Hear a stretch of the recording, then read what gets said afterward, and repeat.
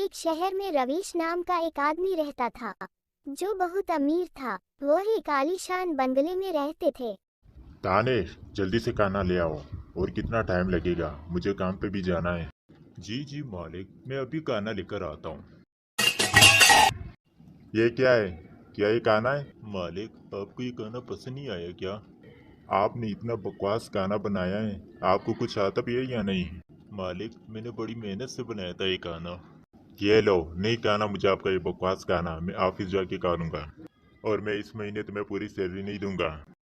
मालिक, मेरे साथ ऐसा मत करे मालिक। मेरी पत्नी बहुत बीमार है और उसके इलाज के लिए मुझे बहुत सारे पैसे चाहिए। रवीश अपने नौकर की बात सुने बिना ही चला जाता है और नौकर अपने आंसू पोंछता है और मेज पर बैठ जाता है। अचानक उसके मन में एक विचार आता है। मालिक के आने से पहले मैं घर का सारा काम कर लेता हूँ ताकि उसको शिकायत का कोई मौका ना मिले। इतना कहकर नौकर अचानक टेबल से उठकर घर का सारा काम करने लगता है। शाम होते ही रवीश अपनी कार में लौट आता है। रवीश बहुत क्रूर हैं। वे अपने नौकर में कोई न कोई गलती निकालते हैं और उसे पीटते हैं। तानिश, जल्दी से मेरे कमरे में आओ। कल मेरे कुछ ऑफिस के दोस्त आ रहे हैं और उनकी अच्छी खातिरदारी होनी चाहिए और खाने में कोई कमी ना हो। हाँ मालिक, आप चिंता मत करें। मैं आपको शिकायत का मौका कभी भी नहीं दूंगा। जैसे ही दानिश नाम का नौकर उसके घर जाता है तो उसकी पत्नी बीमार होकर बिस्तर पर लेटी हुई होती है। पापा, आज आप खाने में क्या लाए? बेटा, थोड़ी देर रुको, मैं खाना लेकर आता हूँ। तब तक आप कमरे में लग जाओ। क्या हुआ? तुमने बच्चे से झूठ क्यों बोला? तुम्हारे पास एक पैसा भी नहीं है। अब तुम उसे क्या खिलाओगी? इसके अलावा मेरे पास और कोई तरीका नहीं था। अगली सुबह रवीश के दोस्त भी आ गए। रवीश उससे बात करता है। जैसे ही नौकर उन सभी के लिए पानी लाता है, उनमें से एक के कपड़े पर पानी गिर जाता है। ये सब देखकर रवीश भड़क जाते हैं। ये क्या कर दिया तुमने? मेरे इतने अच्छे और महंगे कपड़े खराब हो गए। मुझे माफ कर दो, मुझसे ये सब गलती से हुआ। रवीश, तुमने घर में कैसे जाहिल नौकर रखे हैं? देखो, मैं समझ सकता हूँ कि इसने बहुत बड़ी गलती की है, लेकिन इसकी तरफ से मैं माफी मांगता हूँ। प्लीज आप नाराज होकर मत जाएं। हम जा रहे हैं। इतना कहने के बाद वे सभी वहां से चले जाते हैं। रवीश को अपने नौकर पर बहुत गुस्सा आता है। जल्दी से मेरे कमरे में आओ। मैंने कल तुमसे क्या कहा था? जी जी मालिक, आपने कल कहा था मेरे दोस्तों की अच्छी मेहमानवाजी करना और उनके खाने में कोई कमी ना हो। आज तुम्हारी छुट्टी बंद है और आज पूरी रात तुम घर के बाहर खड़े रहोगे। और अगर तुमने ऐसा ना किया तो इस महीने की तनख्वाह नहीं दूंगा। यही तुम्हारी सजा है। रवीश एक बड़ी छड़ी लाता है और नौकर को पीटता है। नौकर दर्द के कारण बहुत रोता है और चिल्लाता है, लेकिन रवीश को उस पर दया नहीं आती और वह उसे पीटता रहता है। नौकर डर के मारे घर से बाहर चला जाता है और पूरी रात बाहर खड़ा रहता है। सुबह तक वे बीमार हो जाते हैं। रवीश अपनी कार लेकर अपने दोस्तों के पास माफी मांगने जाता है, लेकिन उसका दोस्त उसे माफ नहीं कर पाता।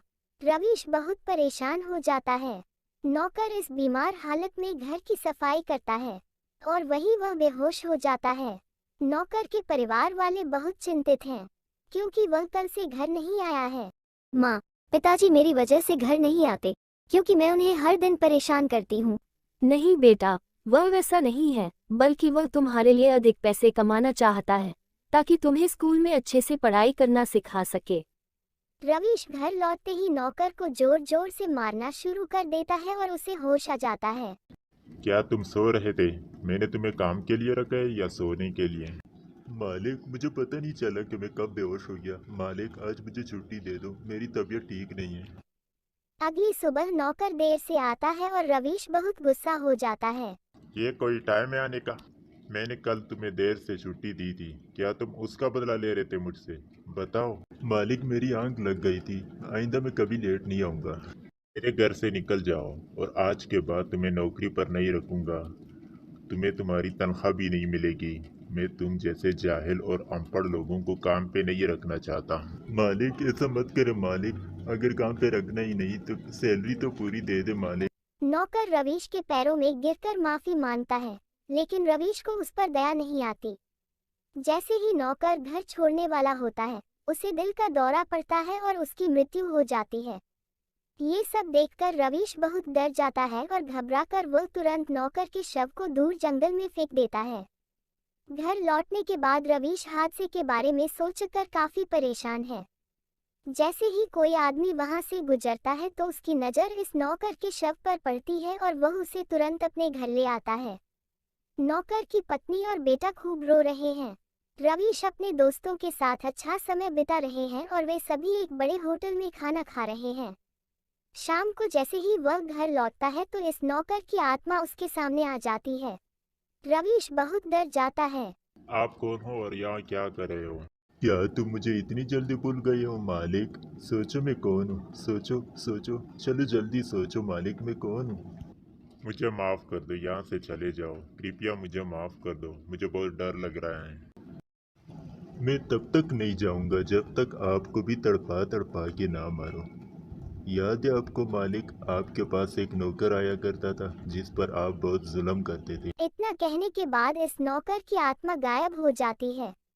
रवीश को डर के मारे रात भर नींद नहीं आती और वह समझ गया कि यह उस नौकर की आत्मा है।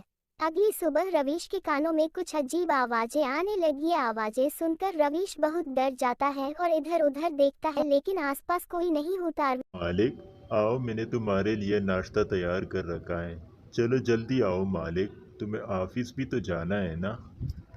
मालिक मैं इधर हूँ, देखो मुझे मालिक, मैं इधर ही हूँ, आपके आसपास हूँ, चलो जल्दी नाश्ता कर लीजिए मालिक, आपने काम पे भी तो जाना है ना।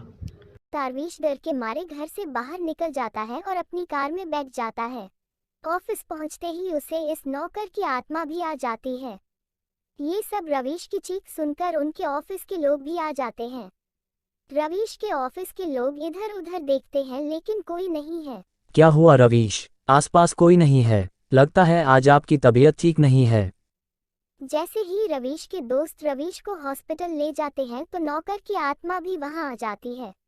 रवीश बहुत चिल्लाने लगता है, बचाओ, कोई मुझे बचाओ, यहाँ भूत है, देखो। क्या हो गया आपको मालिक? मैं आपको क्यों मारूं? आप तो मेरे मालिक हो ना। चलो जल्दी से नाश्ता कर लीजिए मालिक। उसके दोस्त भी आ जाते हैं और डर के मारे रवीश सारा को सच बता देता है। तुमने उसके साथ बहुत गलत किया है, अब वह तुम्हें तुम्हारे किए की सजा दे रहा है। यदि तुम चाहती हो कि तुम्हारी जान बच जाए तो तुम्हें उसके परिवार को सच बताना चाहिए था और उनसे माफ़ी मांगनी चाहिए थी। यदि वे तुम्हें माफ़ कर देते हैं तो वे तुम्हें माफ़ कर सकते हैं। रवीश अस्पताल से बाहर आते ही नौकर के घर जाता है और सारी बात बताता है।